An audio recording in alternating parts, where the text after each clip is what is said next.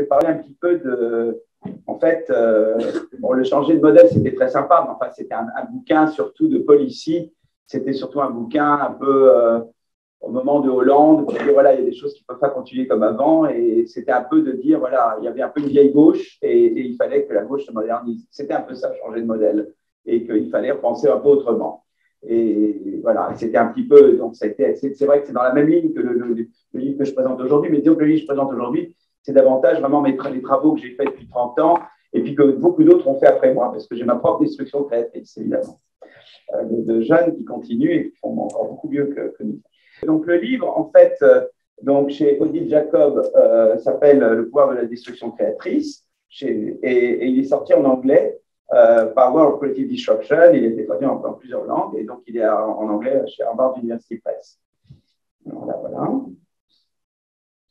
Alors, donc c'est un livre en juin d'abord avec deux auteurs, deux jeunes, Céline Antonin qui est à Sciences Po, au FCE et qui est avec nous au Collège de France. On a un laboratoire d'innovation au Collège de France.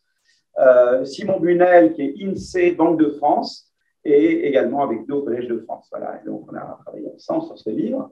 Voilà. Ça, c'est la couverture française. Alors, la destruction créatrice, c'est le processus par lequel de nouvelles innovations viennent constamment remplacer des technologies et activités existantes. C'est le processus par lequel de nouvelles innovations rendent des anciennes innovations obsolètes. Donc, cette notion a été introduite par Schumpeter. Mais quand j'ai étudié la croissance, il n'y avait rien, il n'y avait pas de modèle schumpeterien de la croissance. C'était Solow, et voilà, on étudiait le modèle de Solow, qui est un modèle très élégant. Et donc c'est tout ce qu'il y avait. Il n'y avait pas de modèle de Schumpeter. En gros, Schumpeter, c'était une curiosité d'histoire de la pensée économique. On vous parlait de ça, quoi. Sinon, dans des cours d'économie industrielle, on vous disait, tiens, il y a ce type qui s'appelle Schumpeter. Moi, je trouvais que les idées étaient vachement intéressantes. Je me dis, mais où est le modèle? Il n'y avait pas de modèle. Où est l'empirique? Il n'y avait pas d'empirique. Et donc, en fait, ce qu'on a fait avec Peter Howitt, c'est qu'on a introduit un paradigme qui s'appelle le paradigme schumpeterien.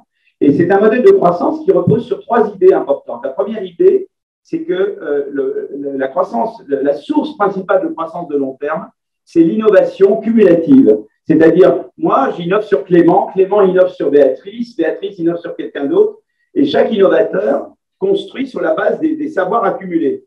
Donc, c'est la première chose. Donc, la croissance de long terme ne résulte pas de l'accumulation de capital, elle résulte de l'innovation qui est un processus cumulatif. La deuxième idée, c'est que l'innovation ne tombe pas du ciel, elle est le produit d'activités entrepreneuriales, d'entrepreneurs qui innovent parce qu'ils espèrent avoir des rentes d'innovation. D'accord? Et c'est pour ça qu'ils vont faire des activités de R&D, etc. Parce qu'ils pensent que s'ils innovent, ils auront des rentes. En fait, ce sera des rentes de monopole temporaires, jusqu'à ce qu'eux-mêmes soient dépassés par d'autres. Voilà, donc ça, c'est la deuxième chose. Et la troisième idée, c'est la destruction créatrice. Les nouvelles innovations détruisent, éjectent du marché les anciens innovateurs. Ou en tout cas, elles réduisent leur importance. Et ça, c'est le modèle qu'on a construit avec Peter Howitt en 87. Et on a fait un modèle basé sur ces trois idées-là, qui est devenu après un modèle dominant en théorie de la croissance. Ça a été étendu par plein. Voilà, donc ça, c'est ce que nous avons fait. Alors, voilà, donc ça, voilà, il est mis en anglais, là, vous voyez, le Long Run Growth Driven by Cumulative Innovation, Innovation Result from Entrepreneurial Activities, et destruction créative, et nouvelles innovations remplacent les anciennes technologies. D'accord? Alors, évidemment, ce qui est intéressant, c'est que ça veut dire qu'au cœur du processus de croissance, il y a une contradiction.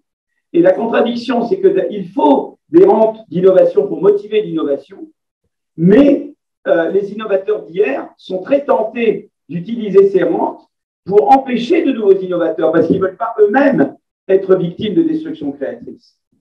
Donc, en fait, si vous voulez, vous voyez qu'au cœur du processus de croissance, il y a une contradiction. D'un côté, il faut des rentes d'innovation pour motiver les innovateurs, mais une fois qu'ils ont innové, ils sont tentés d'utiliser les rentes qu'ils ont gagnées pour empêcher de nouveaux innovateurs. Et tout le problème de la croissance, c'est cette contradiction-là. Et la régulation du capitalisme, c'est d'abord comment gérer cette contradiction. Et tout le livre est à propos de cette contradiction. Quand vous parlez d'inégalité, de stagnation séculaire, de décollage industriel de trappe de revenus médians, de middle income trap, de trappe de revenus intermédiaires, quelle que soit d'innovation verte, on va sans cesse être confronté à cette contradiction-là. Et comment on gère cette contradiction? D'accord? Et donc, voilà. Donc, ça, c'est vraiment. Alors, Schumpeter lui-même était pessimiste parce qu'il pensait que les premiers innovateurs se transformeraient en conglomérats qui bloqueraient toute nouvelle innovation. Donc, lui pensait que le capitalisme, ça ne fonctionnerait pas. Ce ne serait pas un système durable. Alors, on verra que beaucoup de choses qui se sont passées, qui se passent encore, vont dans le sens, donnent raison à Schumpeter quelque part. Mais quand même, nous, on explique dans le livre qu'il y a des leviers et que, en fait, si vous voulez, les choses se passent quand même beaucoup mieux que ce qu'il anticipait et qu'à son pessimisme, on peut substituer ce qu'on appelle, nous, un optimisme de combat. C'est-à-dire, c'est un optimisme, ce n'est pas que ça se passe automatiquement, c'est qu'il y a des forces qui permettent de conjurer le pessimisme de Schumpeter et qu'il faut pouvoir mobiliser. Et que ça implique l'État et la société civile. Et que le triangle entreprise qui innove, État et société civile est un triangle qui est crucial pour que justement ça puisse fonctionner. Et qu'on surmonte cette contradiction dont je parle ici. Mais ça, on va y venir tout à l'heure. Alors, la destruction créatrice, ce n'est pas seulement un concept, c'est une réalité. Et maintenant, les grands progrès, c'est que maintenant, on a des manières de mesurer la destruction créatrice. Une manière de les mesurer, c'est par le flux de brevets, parce que ça donne le flux d'innovation. Par exemple, là, c'est une figure tirée d'un travail par mon ami Ufuk Aksili, qui est vraiment un de nos disciples. Vraiment, il est vraiment celui qui, maintenant, de la jeune génération, porte la croissance schumpeterienne. Il y avait ça avec deux co-auteurs, Gillespie et Nicolas, et il vous montre ici une corrélation entre, en abscisse, qui représente le nombre de brevets déposés dans différents États américains en moyenne annuelle sur le XXe siècle. Vous voyez, d'accord? C'est en moyenne. Et en ordonnée, c'est la croissance moyenne annuelle sur le XXe siècle du PIB par tête dans les États en question américains. Donc, il y a le Massachusetts, il y a tous les États américains là-dedans. Et en fait, vous voyez qu'il y a une corrélation positive. Les États plus innovants tendent à avoir une croissance de la productivité plus grande. D'accord?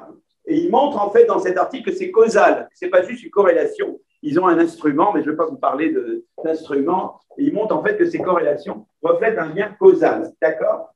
Ça, c'est une première manière de mesurer la destruction créatrice, c'est par le flux d'innovation, le flux de brevets, par exemple. D'accord? Voilà. Alors, il y a une autre chose intéressante, c'est que la destruction créatrice, ça vous amène dans le monde des entreprises et ça nous amène à regarder le cycle de vie d'une entreprise. Par exemple, on peut voir que avec l'âge au début, l'entreprise augmente beaucoup l'emploi et puis à un moment donné, elle stabilise son emploi. Vous voyez? Donc, au début, les entreprises croissent et puis à un moment donné, elles se stabilisent. D'accord? Ça, c'est le diagramme de gauche. Et puis, on voit aussi que les entreprises, il y a beaucoup d'entreprises, vous voyez, jeunes qui disparaissent. Quand elles sont plus grandes, elles disparaissent moins. Donc, plus une entreprise est jeune, plus elle a de chances de mourir en même temps. Vous voyez ce que je veux dire? Donc, ça, c'est très intéressant parce que dès qu'on entre dans l'économie schumpeterienne, c'est une économie, c'est une théorie qui se teste sur des données d'entreprise. Et on regarde la vie des entreprises, l'entrée dans le marché, la croissance et éventuellement l'éviction de l'entreprise. D'accord? Et ça, voilà. Et donc, on rentre dans ce monde de la firm dynamics, de la dynamique des entreprises. D'accord. Alors, une autre manière de mesurer la destruction créatrice, c'est par le taux de création et de destruction d'emplois ou le taux de création et de destruction d'entreprises. Ça, c'est une autre manière de mesurer la destruction créatrice. Et on voit à nouveau que si on regarde entre pays ou entre États américains, les endroits où il y a le plus de destruction créatrice sont les endroits où il y a le plus de croissance par tête. Mais c'est une autre manière de le mesurer. Donc, une manière, c'est par les flux de brevets. Une autre manière, c'est par la création et destruction d'entreprises. Et là, le nom de Haltiwanger, Haltiwanger, est un nom incontournable dans tout ce qui est l'empirique de la destruction créatrice. D'accord. Alors, qu'est-ce que nous faisons dans ce livre? On utilise le paradigme schumpeterien, c'est-à-dire la notion de destruction créatrice, c'est le paradigme avec Peter Howitt, dont j'ai parlé tout à l'heure, les trois conditions, innovation cumulative, les investissements dans l'innovation motivés par les rangs d'innovation et la destruction créatrice. Ce paradigme-là, on l'utilise pour faire trois choses, pour élucider certaines grandes énigmes de l'histoire économique, pour remettre en cause certaines idées reçues et pour repenser l'avenir du capitalisme. Alors, je vais parler des trois, l'un après l'autre.